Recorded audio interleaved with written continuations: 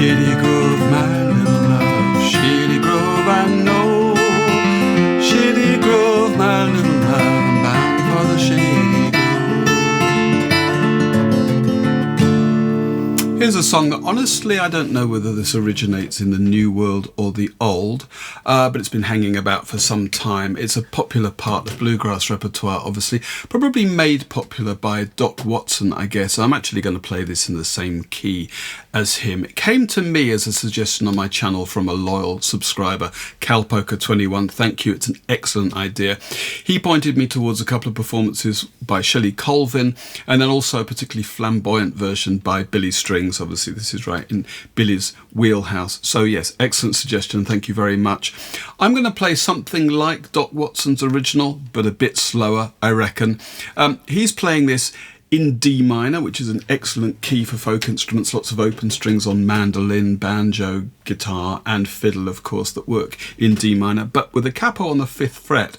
So the chords I'm using are around A minor, which is a great key for the guitar, and there are only three chords. We've got A minor, G, and then there's a C chord as well. So let's just carve out those chords, and it's a single 8-bar sequence. First of all, and I should say we've got 1, 2,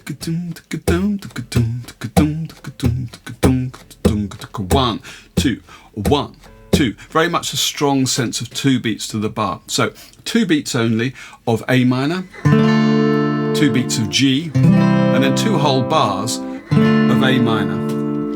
That would be the first line. Shady Grove, my little love, Shady Grove, I know. Now the next line, C for a bar, Shady Grove, back to G, my little love. Now actually at this point Doc Watson plays, I think, E minor.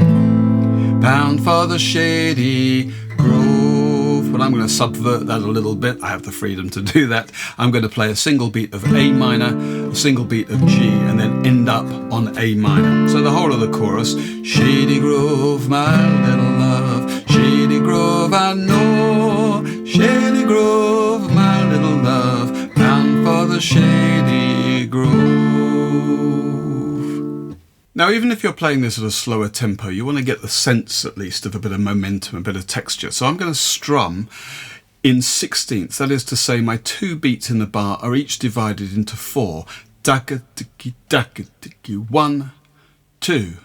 Daka-tiki, daka-tiki, daka-tiki, daka-tiki. It feels a bit mechanical and perhaps a bit muddy at the moment. So let's provide a crisp beginning to each beat with the bass note picked with the thumb. So for A minor, that's the open 5th string. For G, that would be down on the 6th string. And again, C, that would be the 5th string. Those are the only chords we've got. So what I would do then is pick the bass note and then strum. 1 and 2 and. Now, if you just relax the hand a bit and play almost sort of deliberately sloppily, you're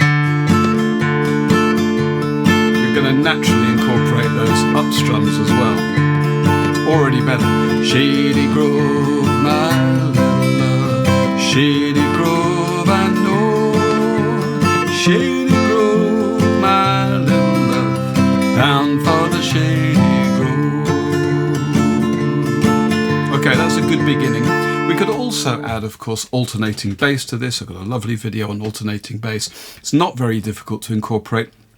Essentially what you're going to do is move from the standard bass note, which for A minor, as you know, is the open 5th string, and then move down to the 6th string. Okay, we've got 2 beats, so we get an opportunity to play one and then the other. That's A minor. For G, the alternating bass is 6 to 4. So, Shady Grove, my little love, Shady Grove, I know. For C, you're going to begin on the 5th string, but the note is on the 3rd fret of the 5th string, so you're going to come down, moving that 3rd finger to the 3rd fret of the 6th string. Shady Grove, back to G, my little love. And then for the penultimate bar, we haven't got time to alternate because we've only got 1 beat on each chord. So, Shady Grove, my little love, Shady Grove, I know,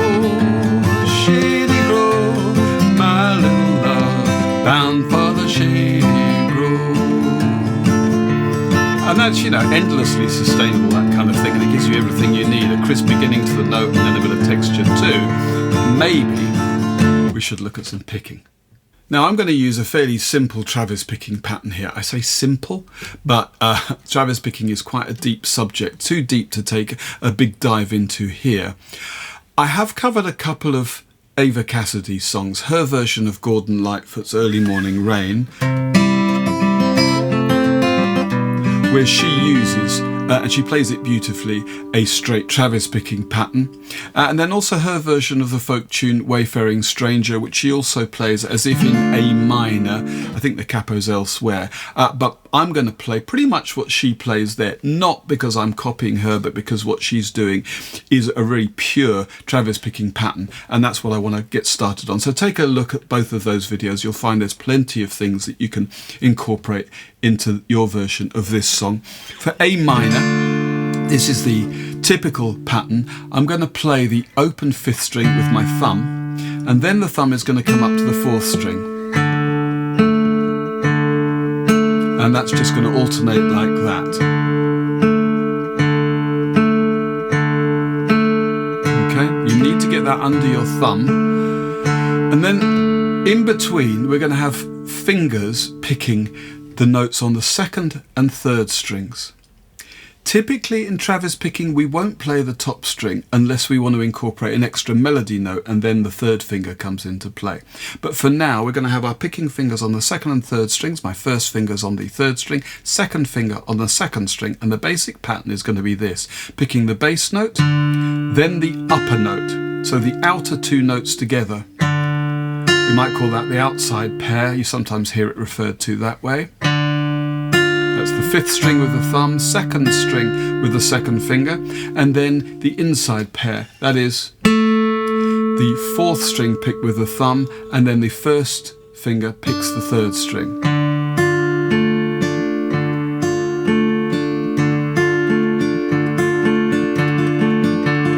One, two, 1, 2. And that's your basic Travis picking pattern, and everything else is going to be built on that. When it comes to a G chord, for instance, my thumb is still going to come up to the fourth string, because the key thing here is that the thumb comes up to be right next to the fingers, but I'm going to start with the sixth string.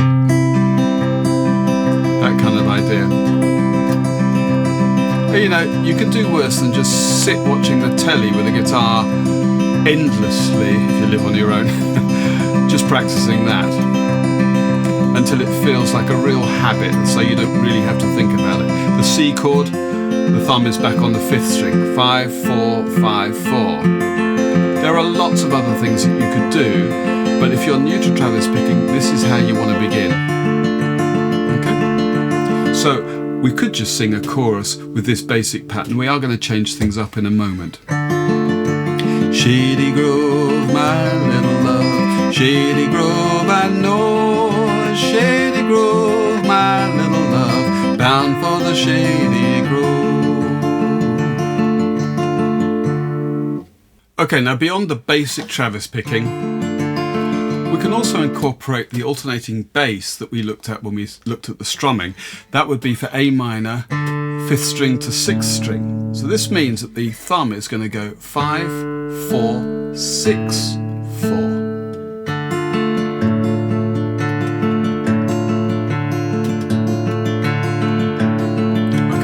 That's how that works. And we've already got something a little bit more interesting now. You've just got to get that thumb doing this. That's got to be quite natural. Lots of practice. Okay, for the G chord, it's a bit less obvious. We're already going from 6 to 4. And actually, the normal alternating bass note for G would be 6 to 4 if you were strumming in standard country style, kind of Johnny Cash-wise. 6 to 4. So we need an alternative alternating bass note for the second beat. 6, 4, 5, 4, that's the obvious one. Okay, that's the only one that we have to kind of fudge slightly, but you might well do that. Otherwise you can just go 6, 4, 6, 4. You don't have to invent a new alternating bass note. Back to A minor, then we have C. And obviously it's there, third fret on the fifth string to third fret on the sixth string. That's pretty easy. And we got the G, and then again at the end, A minor for a beat, G for a beat, A minor for 2. So I'll give you that for what it's worth. Tabs on the screen. Shady Grove, my little love. Shady Grove, I know. Shady Grove, my little love. Bound for the Shady Grove. Okay, bass line done. Let's look at some other ways we can vary this basic pattern. If we go back to our simple 4-note pattern here, we have this constantly alternating thing in 16ths. It's very common if you want to add a bit of melodic interest or just rhythmic ideas to change the position of that top note, the top string note that we're playing on the second string, in fact. That note there stands out as the melody note. So we could do one of two very obvious things. We could either, first of all, bring it forward to coincide with the first thumb note. There it is, just on the first beat. And that gives us a bit of punctuation. Or delay that top note until the second thumb note. Okay, and in practice, you're probably going to combine all of those things. So there we are. Sometimes I'm playing it with the first thumb note and then maybe delaying it. What else could you do? You could... This is low-hanging fruit really for A minor. Your first finger's playing on the first fret of the second string, so if you're going to pinch those notes together at the beginning, why not add a little hammer on?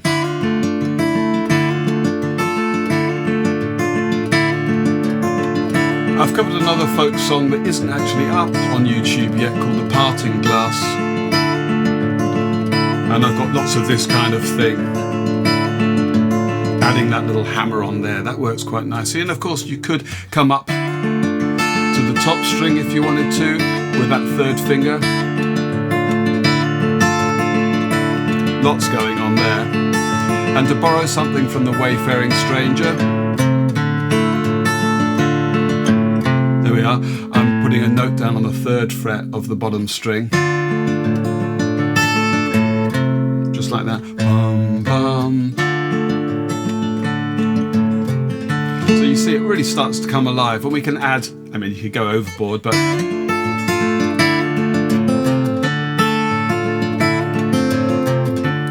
that's all just variations using things we've already looked at. For the C chord, for instance, because that's in the melody, Shady Grove, I've got my my little finger, in fact fourth finger up on the third fret of the top string, and that copies the melody. That kind of thing, that works. On the G chord, at that point, Shady Grove, my... The melody there is a D, third fret of the second string, so again that little finger could come into play on the third fret of the second string if I wanted to copy or trace the melody.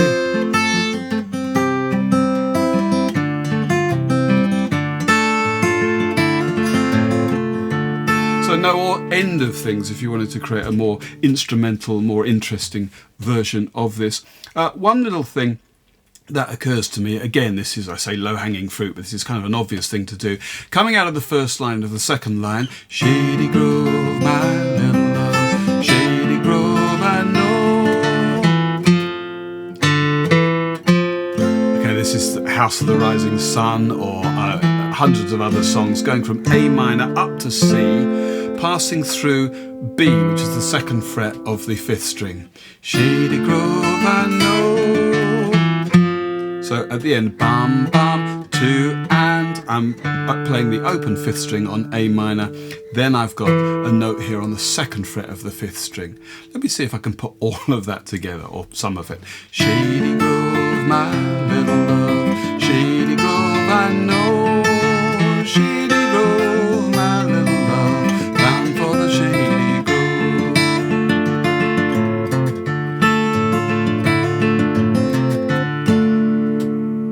Now, of course, this is all about making it your own, so whatever details you come up with, what seems to work under your fingers, that should be considered for inclusion.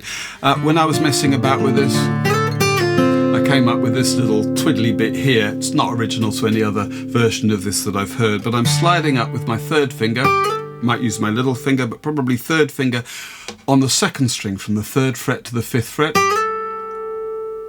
Back down to the 3rd fret, and then I'm pulling off to a note on the 1st fret. So my 3rd finger to my 1st finger, ending up with the open 3rd string. I'll do that at the end of each chorus. Now actually at the end of each chorus I've inserted in an extra couple of bars. This is something you'll hear in the Doc Watson version, but also this is a very typical kind of folk thing to do, just to create a gap for a little bit of a breather at the end of the chorus before the next section, the verse, an instrumental break or whatever kicks off. So, Shady Grove, my little love, Shady Grove, I know, Shady Grove, my little love, bound for the Shady Grove, and they just repeat. Okay, but I can add my in there. Shady Grove, my little love, bound for the Shady Grove. And off to the next verse. Oh, it's just a little twiddly bit that's a bit of fun for me. In terms of the format of the playthrough that I'm going for, I've created a little backing track, 3 verses followed by 3 choruses, and as I say, each chorus has an extra couple of bars with my little twiddle there. I've also added an 8-bar intro, just pure A minor, and I think I actually kick off with my little riff there, and then another 8 bars, again just straight A minor at the end to play us out. So that's what I've got, 8 bars of intro, verse, chorus, verse, chorus, verse, chorus, and then 8 bars of outro, and at the end of each chorus I've got an extra couple of bars. Well, that's it. Oh, well, I hope that worked out for you. I hope you learnt something. I hope you enjoyed that, because I certainly did. And hopefully see you on the next one. 1, 2, 1, 2.